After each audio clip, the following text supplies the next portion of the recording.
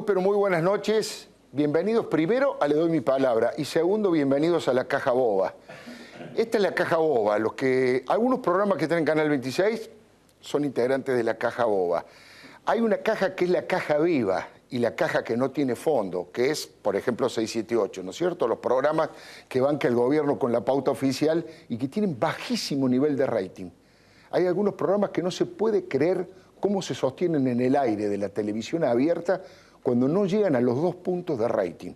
En cualquier actividad privada lo sacarían inmediatamente por falta de interés de parte del público. Esa es la caja viva para Cristina. Bienvenidos a La Caja Boba.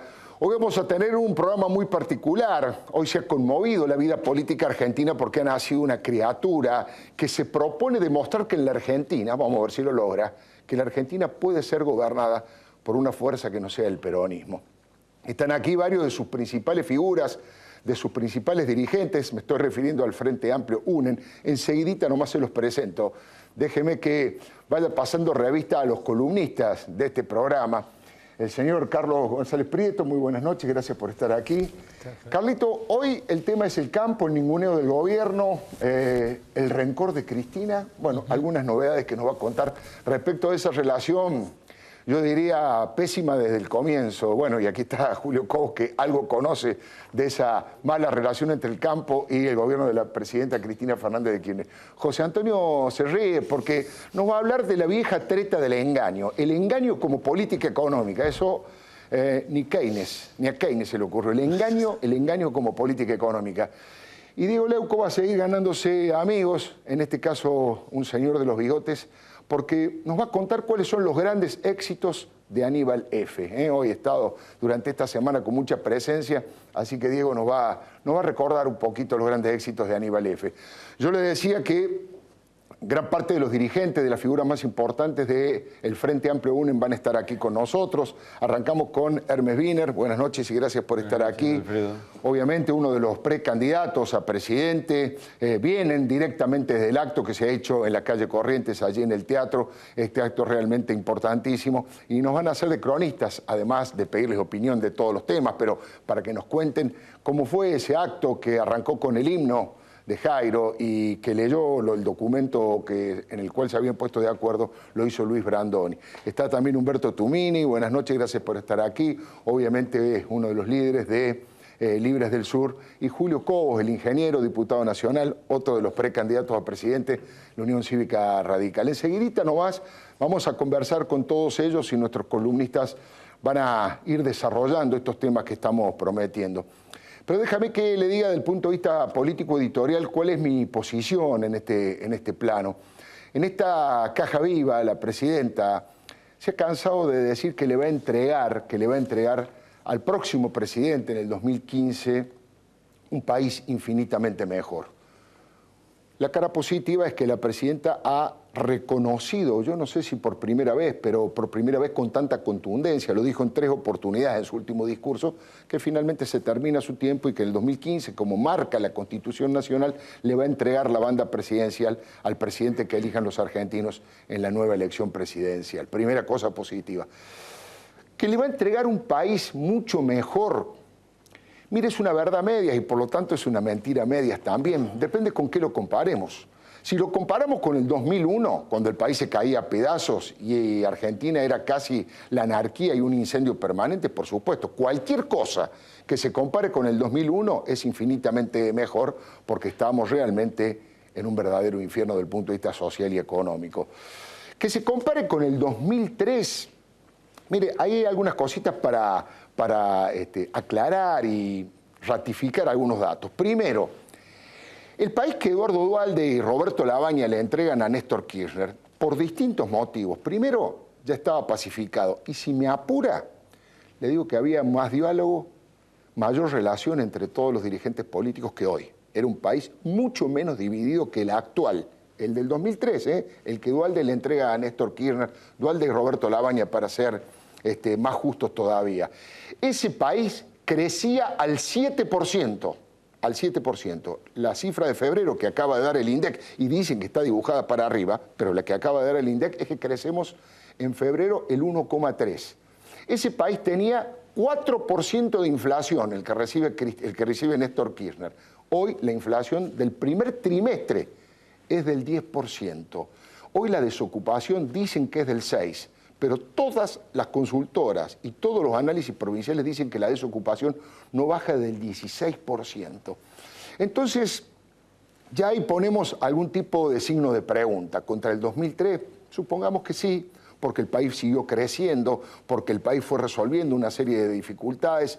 Cuando Roberto Lavagna es eyectado del poder, tanto por celos de Néstor Kirchner como por no querer tener un testigo de los hechos de corrupción, el país empieza a entrar cada vez en indicadores sociales un poquito peores. Mire, hoy en la Argentina hace 2 años que no se crea un trabajo genuino. No hay creación de puestos de trabajo genuino hace 2 años. Hoy, el 50% de los argentinos, 50%, gana menos de 4.000 pesos mensuales. Ningún consultor serio dice que hay menos del 35-40% de trabajadores en negro en la Argentina. Los cálculos más moderados, los de Juan Carr, por ejemplo, dicen que hay 8 millones de pobres en nuestro país. Ni hablemos de lo que es la matriz corrupta, como pocas veces están saltando hechos de corrupción y todos salpican al matrimonio presidencial. Y hablar de la inseguridad a esta altura parece una obviedad.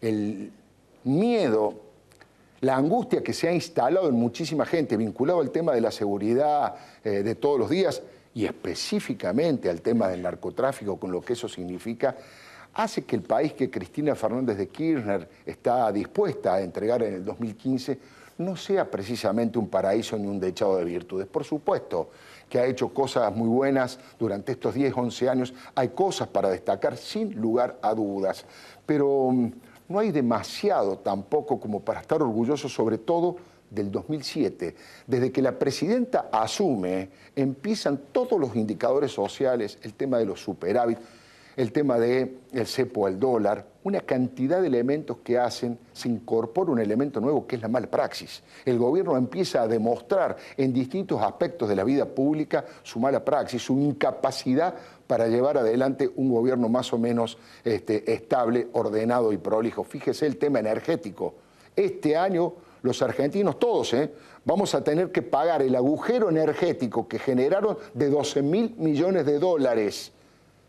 Eso no se lo dio Duhalde, Eso es una cosa, una creación especial de los últimos 10, 11 años del kirchnerismo. En consecuencia, claro, usted me dirá, falta mucho todavía. El gobierno puede mejorar todos los indicadores. Ojalá. Ojalá el gobierno mejore todos los indicadores. Ojalá me equivoque y puedan entregar un gobierno marchando y un Estado que empiece a resolver las graves inequidades sociales que existen. Da la sensación, por ver cómo se mueve la presidenta, que hay, por cuestiones de altanería, de cierta soberbia, de que hay pocas posibilidades de que la situación mejore y que la presidenta escuche y solucione los temas. Pero insisto, ojalá me equivoque, ojalá se resuelva esta situación, pero vale la pena contar las dos caras de la moneda, porque nada es más negativo en un país que ocultar la realidad. Si la presidenta es peronista, debe saber aquella frase histórica del general Perón. Y si quiere citar una canción de Serrat, nunca es triste la verdad, lo que no tiene remedio. Le doy mi palabra. Bueno, lo prometido, la posibilidad de conversar un rato con Hermes Wiener. Muchas gracias por estar aquí, Wiener. Alfredo, muchas gracias. Sobre todo, bueno, ¿hace cuánto? Hace una hora que terminó allí ese encuentro tan esperado.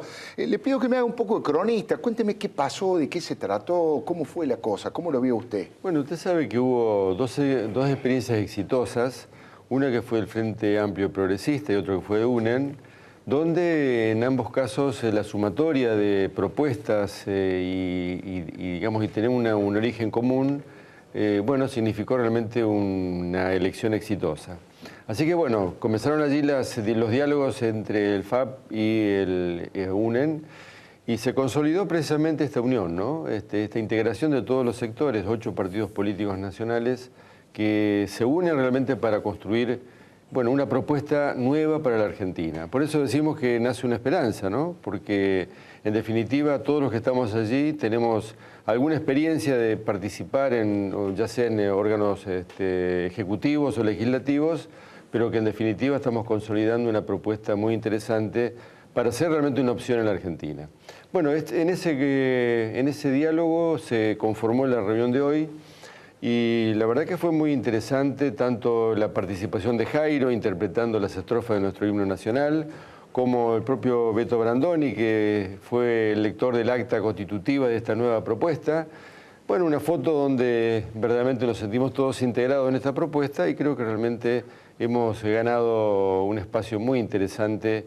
Y hay todo un desafío hacia futuro, ¿no? Porque el desafío está vinculado primero a votar igual en el Congreso de la Nación, de todos los diputados, senadores, en fin, este esfuerzo que hay que hacer para consolidar una propuesta común. Y por supuesto también la de pensar en que esta estructura tiene que prepararse para gobernar. Esto es, tiene que estudiar los problemas, tiene que incorporar técnicos, tiene que formar equipos. Y esto es toda una tarea que quienes tenemos alguna experiencia vinculada a los ejecutivos es de una gran importancia porque nos permite el primer día de gobierno comenzar a hacer acciones políticas concretas. Le cuento a usted una pequeña y una cosa simpática de la audiencia. En la radio hablé ayer con Jairo y me contó que usted lo invitó a Jairo para que cantara el himno y él me dijo que su hijo es concejal por el Partido Socialista en Francia, ¿no? Sí. Además de ser abogado, cientista político. Sí, Mario, sí, sí. Y que estuvo junto cuando usted fue a la asunción de François Hollande, ¿no? Así es, sí. Un momento muy grato. Wiener, hay como dos, yo diría, niveles de conciencia en la sociedad que están bastante instalados. Hay un sector de una franja de la sociedad que dice no puede gobernar nadie en la Argentina si no es peronista. Y hay otro sector que dice, bueno, así no fue durante todo este tiempo que la mayoría de los años gobernó el peronismo. Ustedes tienen que intentar, ese es el objetivo, representar a este sector de la sociedad que quiere generar un cambio en eso. Por supuesto. Y la verdad que lo estamos demostrando también en nuestras acciones de gobierno.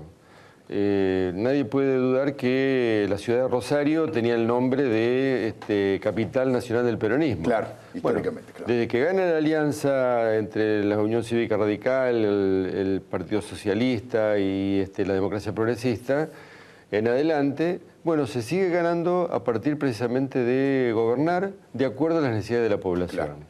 Lo mismo ha ocurrido con la provincia de Santa Fe. Santa Fe era una provincia que durante un cuarto de siglo fue gobernado por el Partido Justicialista. Es un buen ejemplo, creo que han sido dos bastiones del Partido Justicialista. Pero la gente vio que había otra forma de resolver problemas y sigue votando esa misma propuesta, porque hay realmente una coherencia, hay una austeridad en el manejo de la cosa pública y por supuesto hay una transparencia que no es lo común en los gobiernos que hoy tenemos en nuestro país.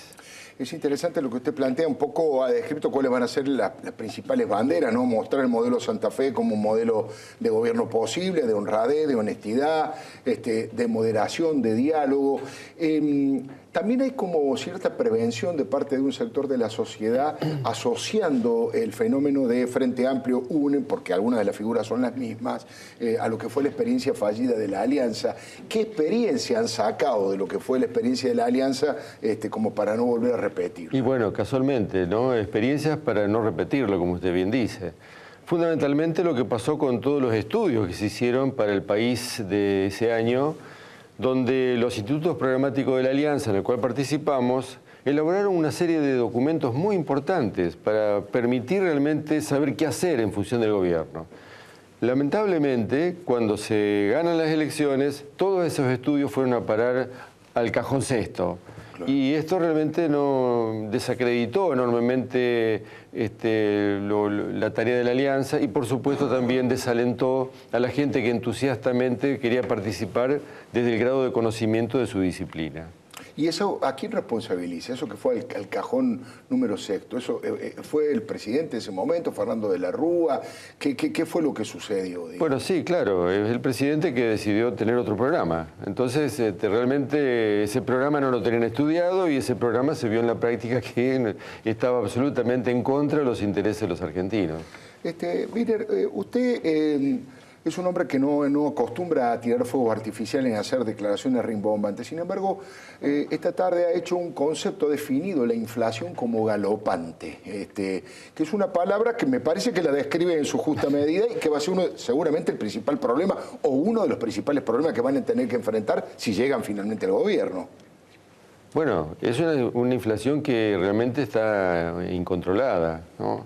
Usted lo planteaba en el editorial, creo con toda justeza, ¿no? ¿Cuánto ha subido, se ha incrementado la inflación estos 3 meses del año? Claro. Entonces esto hace ver que si la inflación se va deteniendo va a ser por una parálisis de la economía y de la sociedad, y esto realmente no es bueno.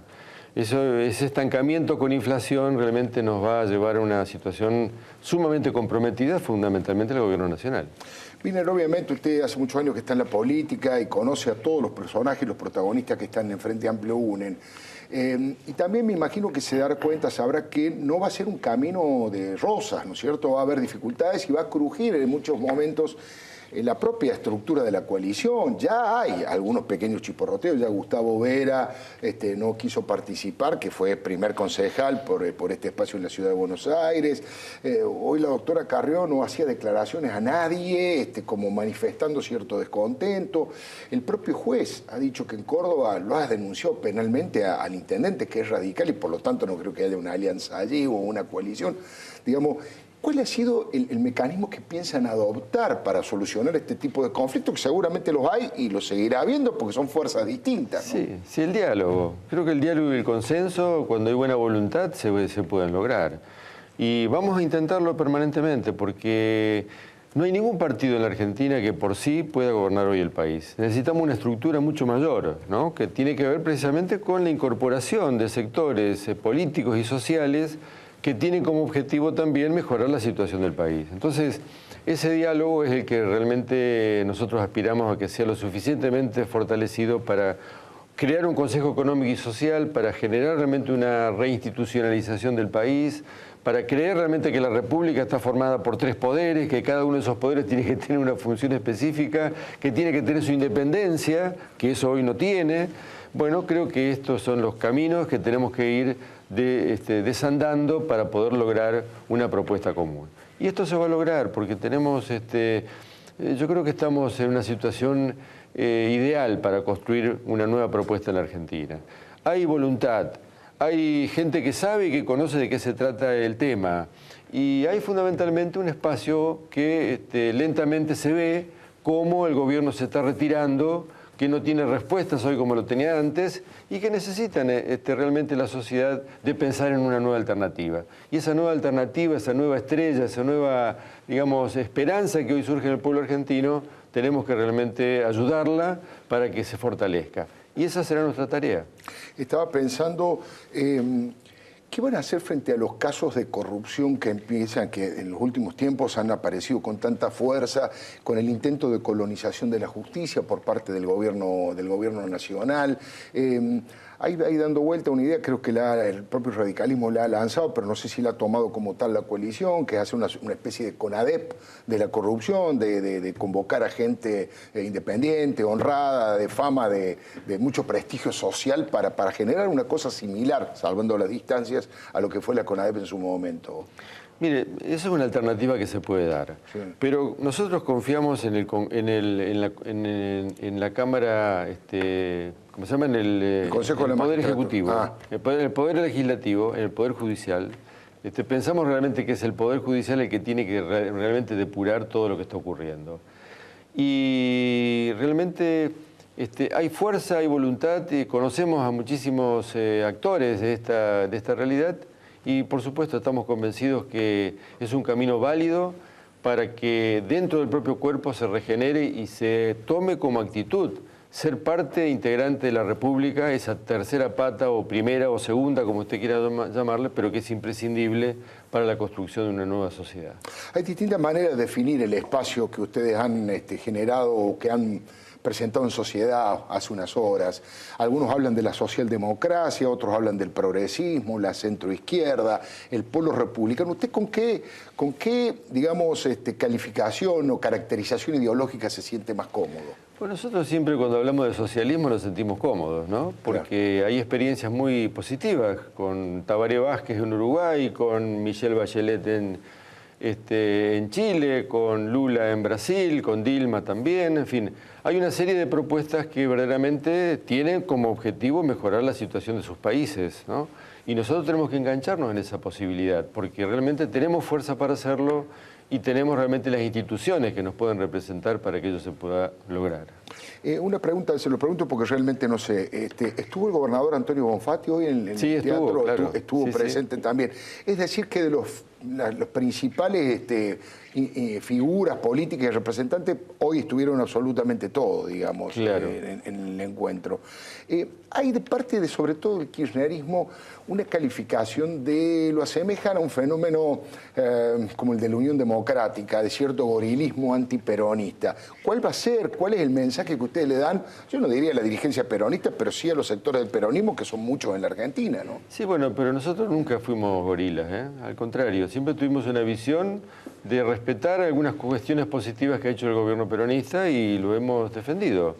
Ahora, todo esto lo hacemos en el marco de la necesidad de defender la democracia, de defender la institucionalidad, de defender realmente que hay plazos ahí que lo están marcados precisamente por la Constitución.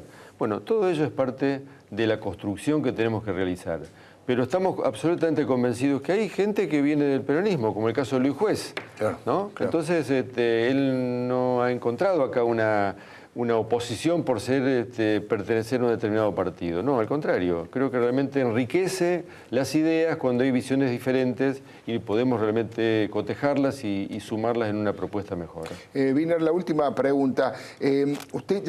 Usted, su partido, su estructura ya han tomado la decisión que va a ser candidato a presidente, precandidato a presidente en las PASO. ¿Eso es una decisión tomada o es una idea que se va consolidando? Nosotros queremos ir paso a paso. Paso a paso, como Merlo, como Claro, Plaza Merlo. exactamente. Bueno, entonces, digo, tenemos un camino muy interesante para desarrollar en el curso de este año. Queremos llevar adelante en la legislatura propuestas que permitan realmente mejorar la vida de los argentinos en todo lo que se pueda, sabiendo que en esencia este gobierno está bastante limitado para generar cambios sustantivos que el país necesita. Sí. Pero nosotros vamos a seguir trabajando y apoyando las cosas positivas, ¿no? Mañana precisamente será un debate muy interesante alrededor de YPF y de Chevron, en fin, de un contrato que nosotros no lo vamos a aceptar, un contrato... No van a votar afirmativamente. Claro, por eso mismo, ¿no? ¿Por qué? Porque no creemos que en democracia se tenga que recurrir a pactos secretos, ¿no? Claro. Esto realmente habla mal de un gobierno que tiene que reducir el conocimiento a pocos para que no haya otro problema. Creo que esto es lo que vamos a defender. Bien, ha sido muy amable. Muchísimas gracias. A usted, muy amable, gracias. No se vaya, mire, está aquí Humberto Tumini, obviamente, un referente de Libres del Sur, está el ingeniero Julio Cobos, también precandidato a presidente de la Nación. Vamos a conversar de varios de estos temas y de algunos más con ellos. Nuestro columnista, Carlos González Prieto, nos va a mostrar de qué manera el gobierno sigue manteniendo ese viejo rencor con el campo, José Antonio Díaz y la treta del engaño, esta política económica llamada engaño. Y Diego Leuco, que nos va a comentar los grandes éxitos de Aníbal F. No se vaya, ya venimos, le doy mi palabra. Bueno, vamos a conversar un rato con Humberto Tumini. Buenas noches y gracias por estar aquí. Enseguidita nomás, en el próximo bloque vamos a conversar con el ingeniero Julio Cobos, por supuesto, y también lo que le prometí de los columnistas. Bueno, la primera pregunta es simplemente su mirada, su visión, que nos cuente, como usted le contaría a un amigo, qué pasó hoy ahí en la calle Corrientes, en el Teatro Broadway, qué pasó desde lo, digamos, desde lo rigurosamente una crónica y también desde lo político, qué pasó ahí. Metimos un gol de media cancha. Un gol de media cancha. Buen título, buen título. Sí, digamos, para derecho viejo, claro.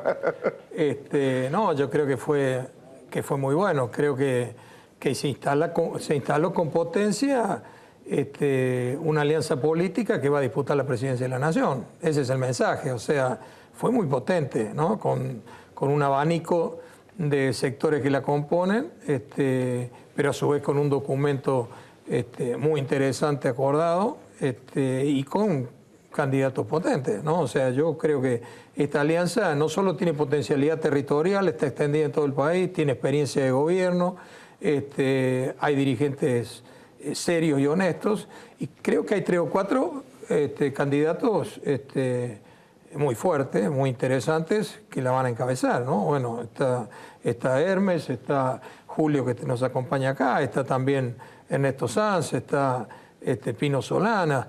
Yo creo que tenemos un abanico de posibilidades y con toda franqueza, bueno, las encuestas dicen ahora que ya que estamos en el balotaje. Yo la verdad creo que vamos a ser actores principalísimos de la disputa presidencial y tenemos posibilidad cierta de ser gobierno y hacer un país distinto. Usted sabe, Tumini, que hablando con distintos consultores, de los que respeto, de los que se pueden equivocar, pero tienen honestidad intelectual, ellos dicen que desde el 83 a la fecha hay un espacio que se lo puede calificar, recién lo hablábamos, socialdemócrata, centroizquierda, que fue expresado en un momento por el acuerdo cívico y social, que nunca baja del 25%, que tiene un piso de gente que históricamente vota a esos partidos políticos, a esa mirada de la vida que es del 25%. Por lo tanto, es una fuerza sumamente competitiva si es que logra conectar con la sociedad y si la sociedad está reclamando un cambio. Ese cambio, ustedes lo ven cuando hablan con la gente, hay como una decisión de un sector mayoritario de la sociedad de decir, bueno, ¿vamos a darle la oportunidad a otro sector o cree que el peronismo todavía tiene muchas chances? Bueno, en cuanto a los votos, ya en la última elección del 2013 excedimos el 25%. Este espacio político excedió el 25%. Sumando los distintos, claro. Los mismos que estamos hoy en UNEN, en muchos casos todos, en otros por la parte, pero sumamos arriba del 25%. O sea que a eso es un piso consolidado que claro, nos dice, bueno, acá existe la posibilidad real de disputar la segunda vuelta y disputar la presidencia de la Nación. Con respecto a la sociedad, yo creo que es manifiesto y es muy extendido el deseo de un cambio, ¿no? Creo que termina mal, el gobierno de Cristina Kirchner termina mal, o sea, termina mal en el terreno económico, en el terreno social y termina mal en el terreno del relato, ¿no? Termina hasta conflictuado con su ala izquierda, salieron con un proyecto para reglamentar la protesta social que lo tienen que tirar para atrás porque su propio ala izquierda, que ha sido la más seguidora de ello, sale a cuestionarlo. O sea, objetivamente me parece que es un gobierno, bueno, son 3 periodos de gobierno y que termina mal. Por lo tanto, con un deseo muy mayoritario, muy extendido de cambio, de un nuevo... Por supuesto, sosteniendo las cosas que hicieron bien. Todos los gobiernos hacen cosas bien, todos. Esto hay que decirlo, ¿no? Hasta el menemismo hizo algunas cosas bien, ¿no? Es decir, no es que todo estuvo mal. Hubo muchísimas cosas que estuvieron mal y algunas cosas que estuvieron bien. Esta explosión productiva en el campo se inicia con el menemismo. Esto hay que decirlo, digamos, ¿no? Con políticas que uno no acompaña ni está de acuerdo, pero el kirchnerismo también hizo... la asignación universal por hijo es una medida correcta, debería ser por ley, es una medida correcta. Extender la jubilación a muchísima gente que producto de la crisis no pudo jubilarse es una política correcta. Es decir, hay una cantidad de cosas que uno puede decir, bueno, después desastre, política energética, desastre, política de seguridad, desastre. Pero en concreto hay un deseo de cambio profundo. Nosotros aspiramos a encarnar ese cambio. Decirle, miren, observe las gestiones de gobierno. Observe la gestión, por ejemplo, de Julio en Mendoza cuando fue gobernador. Sí. Observe la gestión de Hermes Wiener en Santa Fe. Tenemos gestión, tenemos principios, tenemos dirigentes honestos. No es poca cosa, tenemos dirigentes honestos.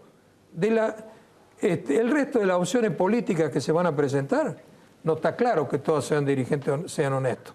No está claro que no adhieran al capitalismo de amigos que tiene el kirchnerismo. Yo miraría la gestión de la ciudad de Buenos Aires, ¿no? Bueno, acá también hay capitalismo de amigos, ¿no?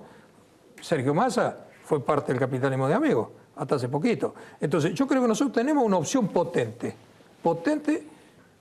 Tenemos toda la posibilidad de encarnar el deseo de cambio mayoritario de la sociedad. Bueno, depende de nuestra habilidad, de nuestra inteligencia, de enamorar a una parte de la sociedad. Tenemos que enamorar a una parte de la sociedad, ¿no? Esto es así.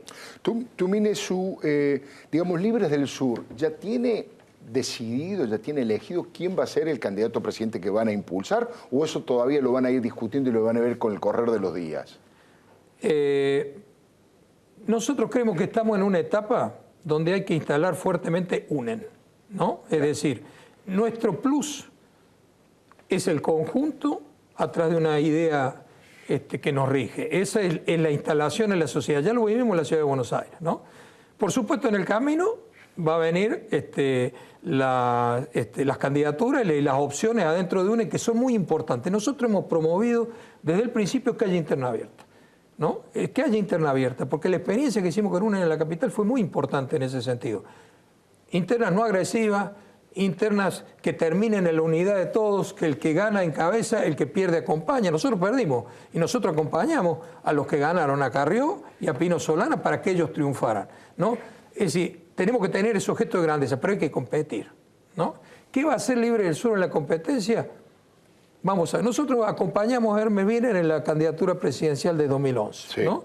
Esto es así, tenemos una simpatía por Hermes, pero vamos a verlo, vamos a discutirlo. Con toda franqueza, también nos parece un excelente candidato Julio, nos parece un excelente candidato Pino. Vamos a discutir cuál es el lugar de Libre del Sur en la perspectiva de las internas abiertas. Hay que ver qué internas abiertas se dan. Claro. O sea, falta un año, hay que ver que Carrió se va a presentar o no se va a presentar. Hay que verlo, claro. ¿No? Bueno, Julio dice que se va a presentar, ya tenemos un candidato. Hermes abrió recién, claramente, dijo, sí. Vamos a hacerlo. Yo creo que él tiene esa intención, pero hay que verlo, ¿no es cierto? Entonces, nosotros vamos a ver sobre el escenario concreto. Ahora, vamos a optar dentro de UNEN por la opción política donde nos sintamos más cómodos. Esa va a ser la decisión. No la vamos a tomar ahora, seguramente.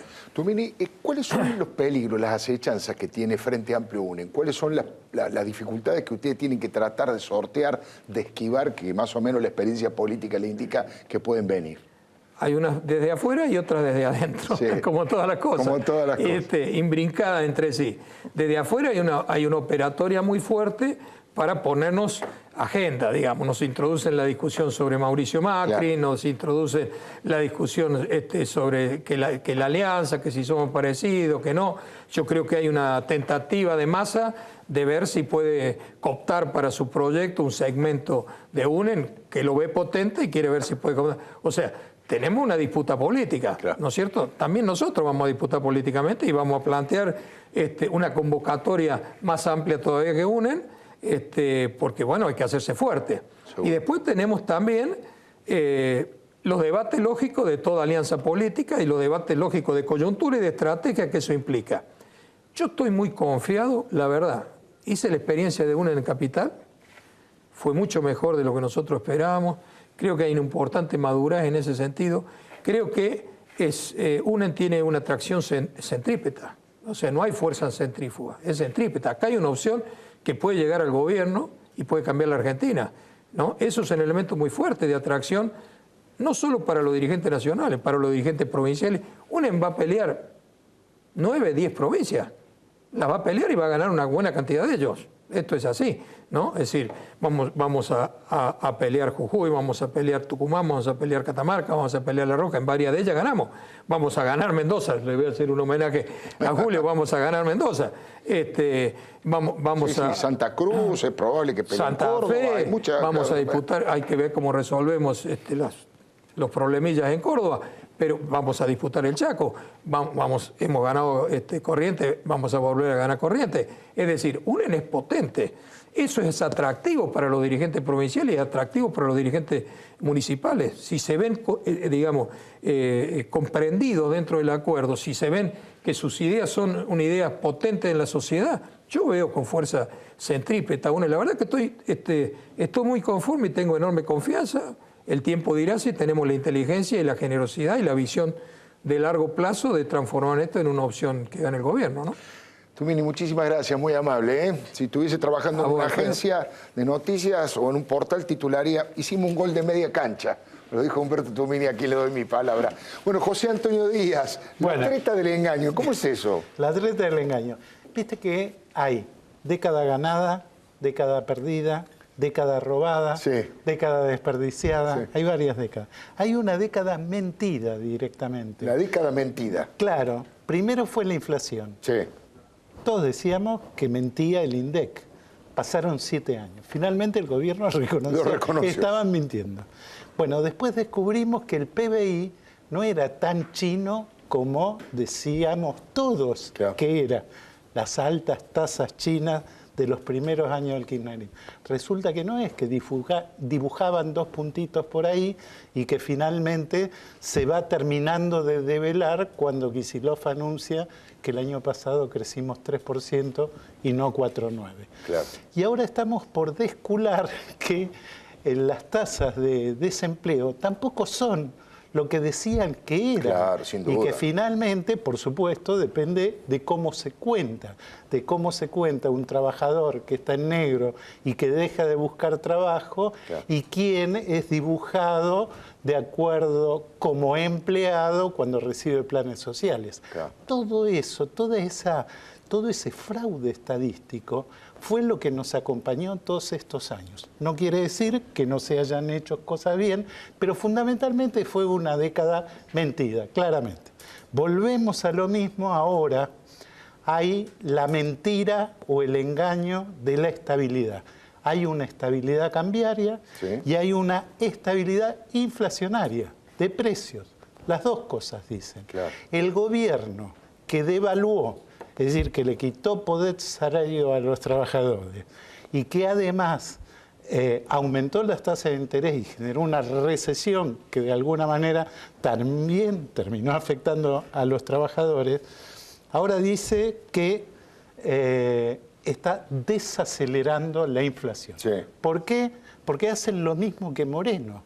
Miden los precios cuidados. Los precios cuidados. Como antes Moreno medía los precios de la Secretaría de Comercio. Claro. Es decir, no miden los precios, miden sus precios. Sus precios. Que no siempre compran los consumidores. Sin duda.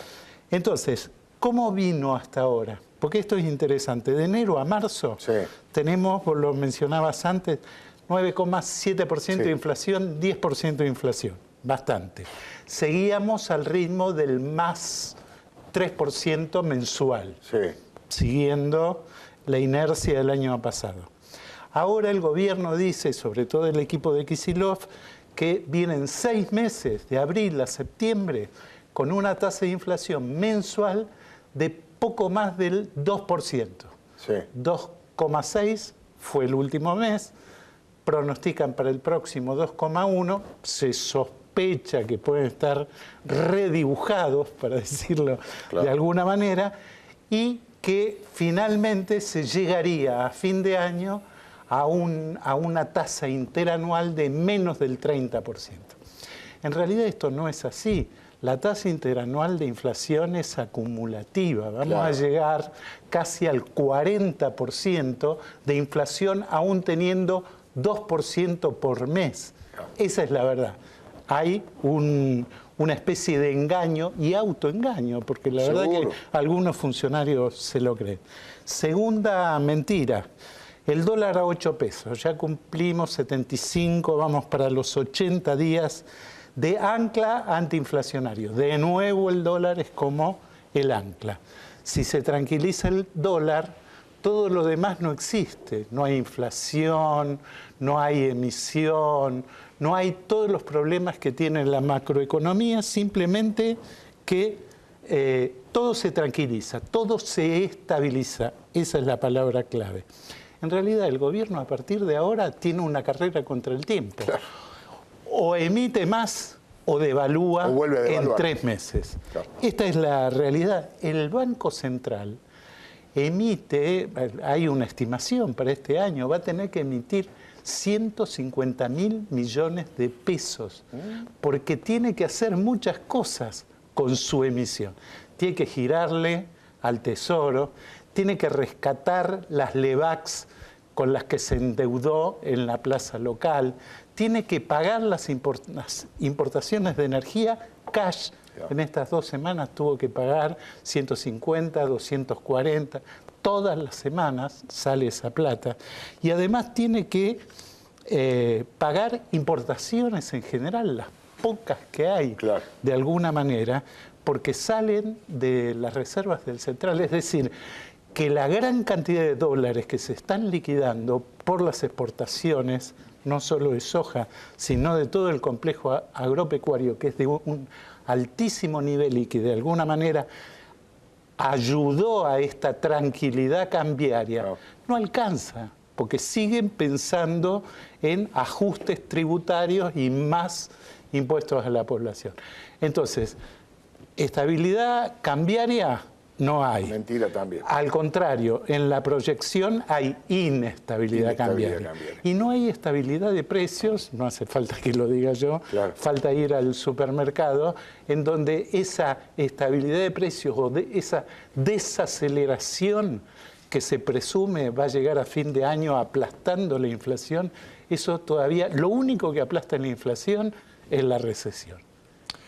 Lo dice José Antonio Díaz, pone en contexto información realmente valiosa para que usted vaya tomando sus decisiones hacia el futuro. Si tiene que tomar una decisión ahora con el control remoto, les recomiendo que se quede. Va a estar aquí el ingeniero Julio Cobos, uno de los precandidatos, ex gobernador de la provincia de Mendoza. Acaba de tener una elección realmente impresionante en cuanto al respaldo popular en la provincia. Fue vicepresidente de Cristina Fernández de Kirchner, quiere decir que la conoce muy bien y tiene toda la decisión de ser candidato en el 2015. Diego Leuco con los grandes éxitos de Aníbal Fernández y Carlos González Prieto contándonos esto del viejo rencor entre el gobierno y el campo. Fíjese todo lo que le prometo. No se vaya, le doy mi palabra. Bueno, interesante la posibilidad de preguntar y de escuchar al ingeniero Julio Cobos. Nuevamente, gracias por estar aquí, ingeniero. Bueno, la primera pregunta es la misma. ¿Cuál es la impresión? Han venido todos eufóricos, contentos. Bueno, creo que el balance que hace. Nosotros mismos nos impresionamos. Claro. Fue un acto, bueno, que desbordó, si bien el lugar no era muy grande, pero también no era el espíritu de hacer una cuestión masificada. No, había hasta el ingreso controlado, yo fui con una tarjetita. Claro, ¿no? Si no, no entraba cualquiera. Claro, y quedó mucha gente afuera. Algunos me decían, ¿por qué lo hicieron en un lugar más grande? Bueno, estaba planificado de esa forma, así que salió un acto bastante ordenado, muy emotivo. La lectura de Brandoni, bueno, fue aplaudida muchas veces. Claro. Bueno, se decían cosas que por ahí hasta resultan obvias, ¿no? Pero cuando se ha perdido esa obviedad en el desarrollo de la ciudadanía, de la vida, y decimos recuperar valores como la educación pública, o luchar contra la corrupción, queremos un gobierno honesto. Básicamente 3 ejes del documento, ¿no? Recuperar las instituciones, entre ellos el federalismo, para generar la certidumbre que necesita nuestra economía, para transformarse en una economía de producción y trabajo que genere empleo digno, y la educación como eje de las políticas sociales, ¿no? Pensando en que tenemos que construir un futuro. Yo creo que el paradigma de este espacio es generar esperanza en la ciudadanía. La ciudadanía sabía que habían partes de un todo que estaban disgregadas y que ahora esas partes se han unido y que esa unión hace un todo y que ese todo ahora puede ser gobierno. Pues por ahí la gente nos decía, mire, yo lo voy a votar a Carrió, lo voy a votar a Bin en la elección anterior, sabiendo a lo mejor que no podían ganar, pero no teniendo otra opción. Como resignado. Ahora van a tener la posibilidad de decir, vamos a votar sabiendo que este espacio puede transformarse en gobierno, ¿no? De ahí que tenemos mucha responsabilidad por delante, lo escuchaba Bin, la Tumini recién, de ir generando más confianza entre nosotros, con más diálogo.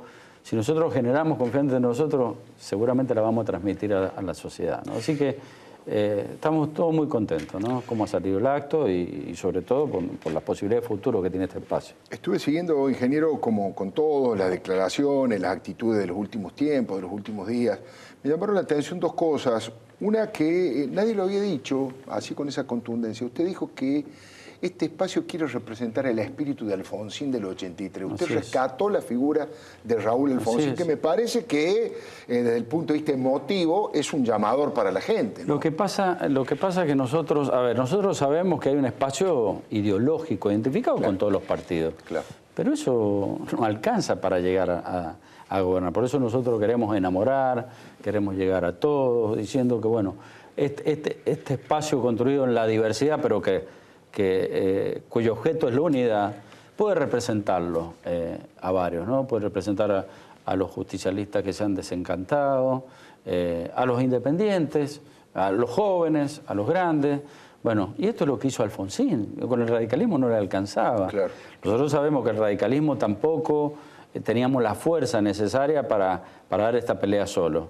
Por eso buscamos espacios de pensamiento común y de gente diversa. Pero bueno, hay muchas cosas que son comunes que nos unen, ¿no? Sobre todo los ejes que yo le le he trazado recién, en recuperar estas instituciones que se han ido desmantelando a lo largo de estos años. La lucha contra la corrupción, y bueno, y pensar en la educación, que siempre es mi debilidad y siempre la expreso, ¿no? Y creo que este puede ser el nuevo paradigma, ¿no? Pensar en un país educado, preparado para el mundo de trabajo, preparado para formar ciudadanos. Mire, yo veía, uno siguiendo de cerca todas estas cosas, cómo cada vez en la educación dice hay que incorporar tal o cual currícula referida a la educación vial, referida a la trata de personas, referida a la educación sexual. Bueno, si le damos todo ese complemento, le dejamos dar historia, geografía, lengua a los alumnos, hay que darle la formación necesaria para interpretar las consignas que necesitamos para desenvolvernos en la vida diaria, ¿no? Entonces, bueno, tenemos todos estos desafíos por delante, sabiendo que tenemos un país que generó esperanza en el pasado y que está en nosotros que volvamos a construir e instalar esa movilidad social ascendente que le instalaron los inmigrantes que vinieron a nuestro país y que pudieron construir esas metas colectivas que hoy parece que estamos todos disgregados y fracturados, a lo mejor por diferencias ideológicas, y que está bien que se tengan, pero a la hora de sumar y construir una gran nación necesitamos los trazos gruesos que nos unen, ¿no? Claro. Y estas son las políticas de Estado que nosotros decimos. Hoy me hablé con uno de los ex secretarios de Energía que decía que está hablando con los distintos candidatos y partidos para firmar un acuerdo, pero le digo bienvenido y con todo gusto, porque hoy todas las cosas que escuchaba ahí de José Antonio Díaz, digo, hoy la situación económica está condicionada por la crisis energética. Sí, pero sí, es uno de los elementos. Pero un elemento contundente. Sí, y le doy todos los dólares, genera un desequilibrio brutal. Pero todas estas medidas que en los últimos 2 años ha tomado el gobierno, desde restricción a importaciones, cepo al dólar, que no alcanzó, era para equiparar la balanza comercial, generó más subsidios. ¿Quiere que le diga? Yo sigo los números, me gusta como ingeniero, pero es así. Sigo los números, la evolución de los 2 últimos meses.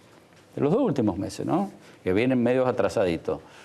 De los subsidios a energía, ¿sabe cuántos crecieron en estos 2 meses comparado con los meses del año anterior, que ya fueron muchos? Sí. 88%. 88. Fueron 7.500 millones en el bimestre pasado y hoy estamos en 14.151. Ya los recursos aduaneros, y una vez creo que se lo dije acá, que son la tercera parte de los ingresos que tenemos. Nosotros tenemos impuestos, IVA de ganancias, seguridad previsional, recursos aduaneros, ya no alcanzan para pagar los subsidios a la energía. ¿Sabe cuánto le fue de subsidio al sector agroalimentario? 0 pesos. 0 pesos. 0 pesos. 60 a energía, 26 a transporte, 11 empresas estatizadas y 3% al sector forestal, agroalimentario e industrial, de lo cual el agroalimentario, 0 pesos. Bueno, entonces todo este tema ha condicionado la situación económica actual, seriamente, hasta la inflación misma, porque se necesita más subsidio, por lo tanto más emisión, y esto es toda una cadena, y la punta del ovillo está en la energía. Así que hoy le decía, bienvenido, firmemos este acuerdo, no lo discutamos más, y generemos una política a largo plazo en materia de energía. Hoy lo veía subir al escenario allí en el teatro muy contento y haciendo así con los 3 dedos como en la época... los peronistas en la B, nosotros hacemos la 3, que es la lista 3. La lista 3, claro, porque en la época en el 83, era como el símbolo del tercer movimiento histórico. Así pero es. Usted lo plantea por la lista 3. Fue la lista 3, ganamos en Mendoza con la lista 3, inclusive nos acompañaron la gente libre del sur como estrategia, pero teníamos unos problemas internos que ya por suerte quedaron solucionados, entonces impugnaron el frente, entonces yo le dije, mire, la única posibilidad de ir juntos es ir en la lista 3, bueno, Tumín y la gente libre del sur aceptó, aparecieron como muestra partidaria en la lista 3 y quedó el signo. Entonces algunos me levantaban la mano que estaba en la 3. Por la lista 3. ¿Cuál cree usted que es el principal problema, la principal dificultad que van a afrontar puertas adentro? Ya no digo afuera, sino adentro de la coalición, Yo no creo que vamos a tener muchos problemas. ¿Se acuerda la vez que se originó este espacio y que, bueno, con Pino Solana nos juntamos y dijimos, mire, hay que hacerlo más amplio, hay que tomar el modelo de UNE? Se avanzó. Después que las candidaturas iban a ser por consenso, muy difícil establecer consenso, y hay personas con aspiraciones que se sienten... Súper legítimas, además. Pero legítimas. las primarias, la decisión hoy en el documento quedó y se leyó, lo vio Brandon. Claro, sí, un compromiso explícito, no hay nada lo hemos firmado. Samantha. Acá hay primaria. Entonces, yo creo que van a ser mínimas los problemas. Siempre en un partido político, más en un frente, claro, existen los problemas, existen las líneas internas, existe todo esto, por ahí van a haber fricciones, sobre todo en el momento de cuando transitemos las primarias. Pero creo que la etapa que se viene, como lo decía bien, tenemos que consolidar una agenda legislativa. Ahora vamos a votar todo igual en el tema de mañana de ¿Van a Repsol. hacer un interbloque? ¿Van a hacer un interbloque? No sé si quedará formalizado un interbloque, pero hay diálogo entre los presidentes de bloque, claro, y las últimas decisiones las vamos bueno, como las de mañana van a ser en conjunto, ¿no? Claro. Porque me parece que el camino mínimo... Sí, dar señales de que así van a... Después lo que hablábamos con Tumini, cada uno ahora con su gente, con sus asesores más en cada una de las áreas, en economía, en seguridad, en defensa, en relaciones exteriores, tenemos que aportar al espacio acercando nuestra propuesta y de ahí que una comisión logre procesarlas, condensarlas en una propuesta para que todo el día de mañana digamos, esta es la propuesta de UNEN y bueno, y que la gente elija quién puede representar de mejor manera o ejercer el liderazgo en ese espacio, ¿no? Hay un tema que está permanente en la preocupación de la gente que se ve en todas las encuestas, pero solo basta salir a la calle, que es el tema de la seguridad. Sí.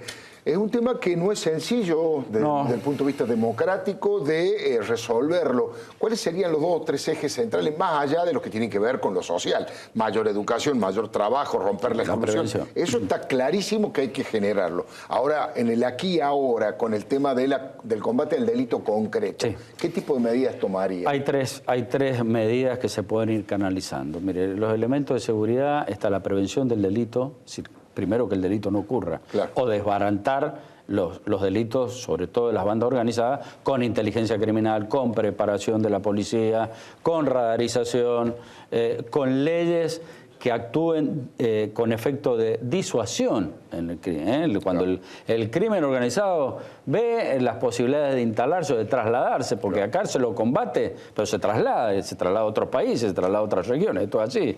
Entonces observa las leyes de la justicia o las que brinda el Congreso, observa la posibilidad de corrupción, claro, tanto la dirigencia política, policías, jueces, bueno, todas estas cosas, la justicia. O sea, hacer fuerte hincapié en la prevención. La otra pata es la justicia. ¿Cómo mejoramos la justicia? Que no solo el código procesal, el código penal, claro, que ha estado tanto en discusión, es el código procedimiento. ¿Cómo hacemos más eficaz para que el delito que se condene rápidamente?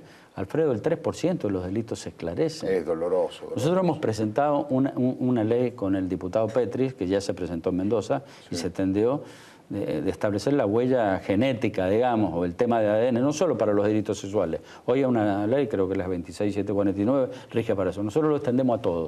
Porque hay que darle a la justicia la posibilidad de herramienta, de que una uña, una escoriación, un pelo, sirva de huella digital, claro, si no dejó las huellas. Claro. Y esto va a contribuir a esto. Ahora necesitamos ley de radarización, de protección de fronteras, discutir una ley de intercepción de aeronaves, discutir si en esa ley la intervención tiene que ser la Fuerza Aérea. ¿De dónde van a salir los aviones? Claro. Eso cuando dicen de la intervención de la Fuerza Aérea, le digo, mire, para fines específicos, si el enemigo es el crimen organizado, ¿por qué no vamos a utilizar estas herramientas que están para la defensa, en este caso, contra el crimen organizado? Y bueno, y lo otro es el sistema penitenciario, la pata. Necesitamos un sistema penitenciario que rehabilite, no que la mayoría de los que cumplen su condena vuelvan a delinquir con una gran reincidencia que tenemos. Entonces, ahora, en estas 3 patas hay que llamar a los gobernadores y con el presidente en ejercicio a hacer una verdadera política de Estado, articulando las políticas federales para la lucha al narcotráfico con los delitos provinciales que tienen íntima relación. La mayoría, mire, yo le diría que el 70% de los delitos que se cometen normales, de robo, es bajo el efecto de la droga o por causa de la droga. Claro. Necesitan robar para poder consumir. Bueno, esta es la verdad. Y ahí es donde se mete el crimen organizado. Y sobre todo en la vulnerabilidad de aquellos que no tienen la capacidad de discernir. Por eso necesitamos sacar el 1,5 millones de chicos que están en la calle, ¿no? Pero con planes serios, con planes que no lo vamos a sacar dándole 600 pesos nada más, Son chicos que han perdido los hábitos de conducta, que no lo podemos sentar. Y aparte hay distintas opciones, chicos que abandonaron a lo mejor el último año de la secundaria, otros que no terminaron la primaria, y entonces en función de la edad hay que darles planes específicos de terminalidad educativa y de capacitación laboral. Entonces hay un montón de cosas sociales y policiales y judiciales y del sistema penitenciario que podemos hacer. Ingeniero Cobo, ha sido muy amable. Muchísimas gracias por haber venido. Bueno, han pasado por aquí 3 de los principales dirigentes de este flamante espacio que hoy se ha presentado en sociedad del Frente Amplio UNEN, Hermes Wiener en primer término, Humberto Tumini y el ingeniero Julio Cobos. Carlos González Prieto, bueno, recién Cobos decía algo respecto del tema del campo y de lo que significa este viejo rencor del gobierno. Bueno, ¿cómo viene la mano, Carlito? Buenas noches. ¿Qué tal? Buenas noches, Alfredo. Bueno, habló Cristina Fernández de Kirchner ayer. Dio noticias para el campo positivas, la verdad que no deja de ser un dato destacable. Una medida que se gestó en el Ministerio de Agricultura que tiene que ver con exceptuar del impuesto a los combustibles al biodiesel. El biodiesel es un combustible que suplanta el gasoil a base de soja. Anunció que lo mandaba a la Cámara de Diputados. Desde el kirchnerismo, desde hace muchos años, impulsaron la producción de biodiesel. Después, con la expropiación o la estatización de YPF, parece que Repsol hizo lobby en la Unión Europea y dejaron de comprar a la Unión Europea. Bueno, cuestión que la noticia es positiva. Pero no pudo con su genio Cristina Fernández de Kirchner. Y presta atención, Alfredo, una parte del discurso donde dice, en la conferencia, textualmente, dice Cristina: miren que uno tendría razones para tener un rencorcito o alguna cosita con el tema de la soja. Sí. Pero la verdad que no, dice Alfredo. El rencor hace mal, no ayuda en nada. Yo estaba viendo la conferencia con mi novia, que es psicóloga, y se sorprendió, por ahí no estaba muy metida en temas políticos, me dice, esto es un principio básico de la psicología, que es la negación, es decir, afirmar por la negativa. Sí. Si vos no sos un delincuente, no estás en el programa todo el día diciendo, yo no soy delincuente. Es básico. Hasta de las arrugas habló, dice que el rencor genera arrugas en la cara. Pero bueno. Y de la caja boba, que tanto hacía referencia. Parece que no superó lo de la 125, pasaron 6 años. Cobos estaba con Cristina hace 6 años, era el vicepresidente de Cristina hasta hace muy poquito. Todo cambia muy rápido, pero ella no lo superó. Tendría que acordarse que el campo, desde la 125, que es lo que a ella le genera rencor, ya aportó 60.000 millones de dólares, el doble de las reservas, Alfredo, solamente en concepto de retenciones. Otro tema, como dice un colega de otro medio, tiene que ver con el foro de convergencia. Vamos rapidito, es una reunión de empresarios, 38 cámaras que se juntaron para, dicen ellos, me parece medio exagerado, hacer una especie de pacto de la Moncloa, como hizo España en el 77. Vos me decís que tiene que ver esto con el campo. Bueno, se gestó fundamentalmente en la Sociedad Rural Argentina en su momento, hasta en Expo Agro sesionaron. Después algunos integrantes del foro dijeron, bueno, si queremos tender puentes con el campo, puntualmente Ratazzi, no nos reunamos más en la Sociedad Rural Argentina. Claro. Se reunieron en el Consejo Profesional de Ciencias Económicas, estuvo ahí muy fuerte la pluma de los ruralistas, pidieron explícitamente que pongan retenciones a la exportación como uno de los temas y el tema del tipo de cambio diferencial. Bueno, piden institucionalidad, las cosas que todos nos imaginamos. Y lo que les molesta mucho a los empresarios es que los acusen de ser quienes generan la inflación. Exactamente. Con lo cual se mostraron molestos por este tema. Y le pidieron, como no quieren ser opositores puros, no es que pidieron, sino que dijeron que la primera audiencia la iban a pedir con el jefe de gabinete, con Milton Capitanich. Nos vamos con Capitanich para que no tengan ningún tipo de ilusión los integrantes del foro, que hoy por la mañana les contestaba esto. No hemos recibido formalmente el documento ni tampoco la solicitud formal de reunión. Obviamente cuando lo tengamos seguramente responderemos en forma inmediata. En segundo lugar, simplemente he observado determinado tipo de opiniones respecto a este documento de algunos de los miembros que han participado en su diseño y elaboración y de las 38 entidades representativas. Obviamente se hacen referencia a muchos temas. En cuestiones de carácter institucional pareciera una tautología y en el caso concreto desde el punto de vista de inflación, la mejor contribución que pueden hacer los empresarios es no aumentar los precios de los bienes y servicios que producen. Creo que esa es la mejor contribución que pueden hacer. Bueno, Diego Leuco, los grandes éxitos de Aníbal Fernández. Titulamos así la columna porque Aníbal Fernández es un reconocido fanático del rock nacional, sobre todo del Indio Solari, y lo he ido a ver incluso en las últimas presentaciones de los fundamentalistas del aire acondicionado, así se llama obviamente la agrupación que comanda el Indio. Aquí está con estos lentes, los estrenó hace poquito. Dicen que estos lentes estaban en el auto también, que le robaron, además de su tableta y su celular. Así que decidimos utilizar esta foto para presentarlo así. Los grandes éxitos de Aníbal Fernández. Son sus frases más polémicas, sus situaciones o actitudes más difíciles de explicar y la vinculación obviamente política o en este caso económica que tiene cada una. La segunda placa tiene que ver directamente con lo que ocurrió en la semana y el hecho de inseguridad que sufrió. Le robaron su BMW 328. Un datito de mercado, es el BMW más vendido del mundo. ¿Ah, sí? Y uno de los más cómodos y de mayor calidad. Hoy vale 1 millón de pesos. 1 millón de pesos. Patentarlo vale 45.000 pesos. Sí. Él dijo que se tenía que, y disculpen las palabrotas tal vez que usen esta columna, pero son citas textuales del senador, dijo que se tiene que joder por pelotudo. Sí. Porque él dijo la frase de la famosa sensación de inseguridad. Después se lo atribuyó el diario La Nación. Sí, dijo que en realidad él había dicho esa frase porque lo había publicado en un informe el diario La Nación. El diario La Nación ya salió a aclarar que esa nota, la que ellos publicaron, la publicaron 4 días después de que el senador dijera sensación de inseguridad. De todos modos, si hubiese sido una nota de La Nación, el senador sabe que cuando un político cita una nota, lo puede hacer hablando a favor de la nota o criticando la nota. Claro. En este caso, si utilizó como fuente La Nación, estuvo de acuerdo con lo que se decía en esa nota, o sea que es absolutamente lo mismo. Empecemos a hablar de los bienes de Aníbal Fernández, porque es lo que se tuvo durante la semana. Un auto de 1 millón de pesos, ¿cuándo lo compró? ¿Cómo? ¿Con qué dinero? Vamos a la declaración jurada. Lo que tenemos acá es la última que presentó como ministro, cuando se retiró de la jefatura de gabinete en 2011. Sí. ¿Por qué tenemos esta? Porque en el Senado no es tan sencillo conseguir las declaraciones juradas. Aníbal dice que la de 2013 la va a presentar, que la va a hacer pública, que es justamente donde tiene que estar este auto. Pero vale la pena analizar aquella, la del 2011. En aquel momento declaraba 1.513.000 pesos de patrimonio Aníbal Fernández, entre autos, casas, departamentos y negocios. Estamos diciendo, en 2011, 1.500.000 y el auto que le robaron costaba 1 millón. Epa. O sea, ahí hay obviamente una diferencia importante entre el año 2011 y el año 2013, que es cuando él logró comprar este auto. Algunas consideraciones. Aníbal dijo que el auto lo compró con lo que gana en su actividad privada. Sí. ¿Cuál es la actividad privada del senador Aníbal Fernández? Primero, es presidente de Quilmes. Sí.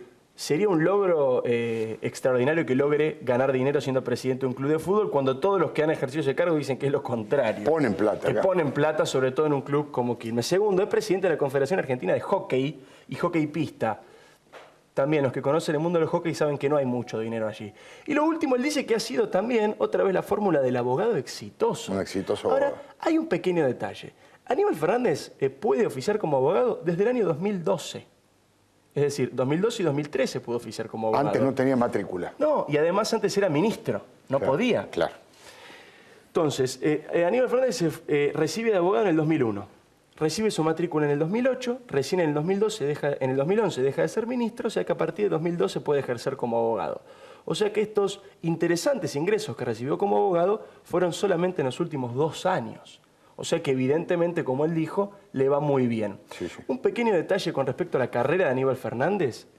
Tiene el récord de ser el ministro que más tiempo justamente estuvo al frente de una cartera, con más de 9 años. En toda la historia, ¿no? En toda la historia argentina. Esto claro, lo contó... porque fue ministro de Duhalde también. Fue ministro de Duhalde, arrancó con Duhalde y se fue en el 2011. Esto lo contó Página 12, Martín Granowski, no es que lo ha contado un diario golpista, sino que lo ostenta el récord de ser un hombre que fue mayor tiempo ministro. ¿Qué queremos decir con esto? Que desde el 83 hasta el 2012, cuando empezó a trabajar como abogado, Aníbal Fernández solamente tuvo actividad pública. Claro. Y logró tener un patrimonio tan abultado como el que ostenta. Hoy tiene un sueldo de 39.000 pesos y además una dieta y gasto de representación de 40.000. Eso hoy en el Senado. Vamos a la siguiente placa, que tiene que ver con Carrió. su disputa con Carrió, su guerra con Lilita Carrió. A Carrió le ha dicho que no tiene los patitos en fila, que está pirucha, que le faltan los caramelos en el frasco y que está mal del mate. ¿Por qué son estas frases contra Elisa Carrió? Porque Elisa Carrió lo vincula siempre con el narcotráfico.